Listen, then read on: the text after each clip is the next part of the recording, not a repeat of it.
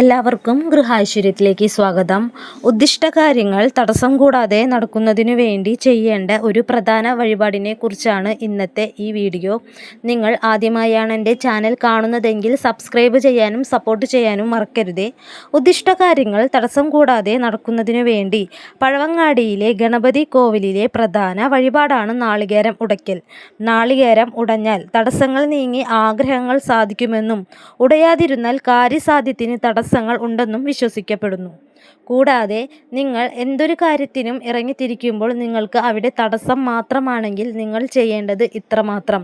നിങ്ങളുടെ ഗൃഹത്തിൻ്റെ അടുത്ത് ക്ഷേത്രത്തിൽ ഗണപതി ഭഗവാന്റെ ഉപപ്രതിഷ്ഠ ഉണ്ടെങ്കിൽ ആദ്യം തന്നെ നിങ്ങൾ ചെയ്യേണ്ടത് ഭഗവാനെ പ്രാർത്ഥിച്ചുകൊണ്ട് ഒരു നാളികേരം ഉടയ്ക്കുക. അതിനുശേഷം ഭഗവാനൊരു നെയ്ദീപം കത്തിച്ച് നിങ്ങളുടെ കാര്യം എന്താണോ അത് ഭഗവാനെ ധരിപ്പിച്ചതിന് ശേഷം നിങ്ങൾ ആ കാര്യത്തിന് ഇറങ്ങിത്തിരിക്കുക. നിങ്ങളുടെ കാര്യം വിജയിച്ച് തന്നെ വരുമെന്ന് 100% ഉറപ്പോടുകൂടി ഞാൻ പറയുന്നു. നിങ്ങൾ ഇനി മുതൽ എന്തൊരു കാര്യത്തിനും ഇറങ്ങിത്തിരിക്കുമ്പോൾ ആ കാര്യം ഒരു തടസ്സവും കൂടാതെ നടത്തി തരണമെങ്കിൽ നിങ്ങൾ ആദ്യം ഗണപതി ഭഗവാനെ ഒരു നാളികേരം ഉടച്ചതിന് ശേഷം പോവുക എന്ന് മാത്രം.